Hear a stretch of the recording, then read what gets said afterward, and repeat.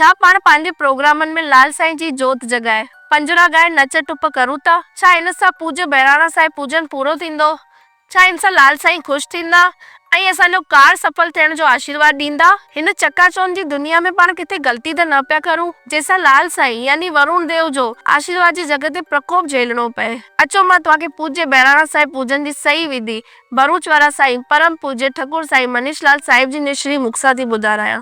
ही पूज्य बहिराणो साहिब आहे जेको पूरो विधि विधान सां थींदो आहे या उनजी विधि आहे। इन में हेठि चांवर थोड़ा रखिबा आहिनि, उन में थोड़ी खंड मिलाइबी आहे ऐं उन थाल में सॼो फैलाए करे 5 पान जा पत्ता रखिबा आहिनि। उन जे मथां ही 5 मोदक जेके पान ठाहियासीं वो 5 मोदक पान जे पत्ते जे मथां रखिबा आहिनि ऐं 5 प्रकार जा फल इन में रखिबा आहिनि। जेको जलचर खाई सघनि अहिड़ा फल असांखे रखिणा आहिनि। उहो इन में बहिराणे साहिब में हमेशा शेव रखबियूं आहिनि, जंहिंमें जुअर जे अटे जा गुड़ जे पानीअ सां ॻोहे करे ही 5 मोदक ठाहिबा आहिनि। 5 तत्व जा जेके मोदक आहिनि धरती, अग्नि, आकाश, वायु, पृथ्वी, ये 5 तत्व जेके आहिनि, 5 तत्व जा 5 भोग लॻिबा आहिनि। ही वरुण देव जो कलश आहे जंहिंमें असांखे 1 सोपारी, 5 लौंग, 5 इलायची, 5 ड्राई फ्रूट, थोड़ी खंड, अतर ऐं केसर ऐं खीर विझी करे जीअं असां चनामृत ठाहींदा आहियूं उन वांगुरु ही वरुण देव जो कलश ठाहिणो आहे। ऐं ही कुनड़ी आहे जंहिंमें असां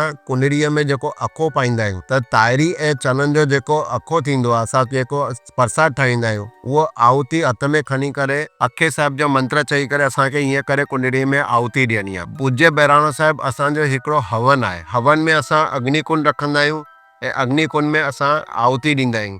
तीअं असांजी जेका जोत साहिब आहे या अग्नि आहे ऐं कुनड़ी में जेको असां जलचर के जेको खाई सघनि उहो अन्न जेको ताहिरी ऐं चना ठाहींदा आहियूं उहो असां इन में कुनड़ी में अखे साहिब जो मंत्र चई करे विझंदासीं त जॾहिं इहा कुनड़ी दरिया में परवान थींदी ऐं जलचर उनखे ग्रहण कंदा त लाल साईं असांजे मथां प्रसन्न थी करे असांखे साक्षात उन टाइम ते आशीर्वाद प्रदान कंदा आहिनि। सीजे वरुण देव जो जेको कलश आहे उनखे ईअं थोड़ो अटो लॻाए करे ॻोयल अटे खां लॻाए करे ईअं रखिणो आहे। इन जे मथां जेको नारेल थींदो आहे उन नारेल जे मथां असांखे ओम ऐं गणेश कढणो आहे ऐं उहो नारेल बि इन जे मथां वरुण देव जो जीअं कलश थींदो आहे उन वांगुरु हिते रखिणो आहे ऐं इनखे तव्हांखे उहो मंत्र न आहिनि पर तव्हां ओम श्री वरुणाय नमः, ओम श्री लालाय नमः जो मंत्र पढ़ी करे तव्हां इन कलश जे मथां इहो नारेल रखी सघो था।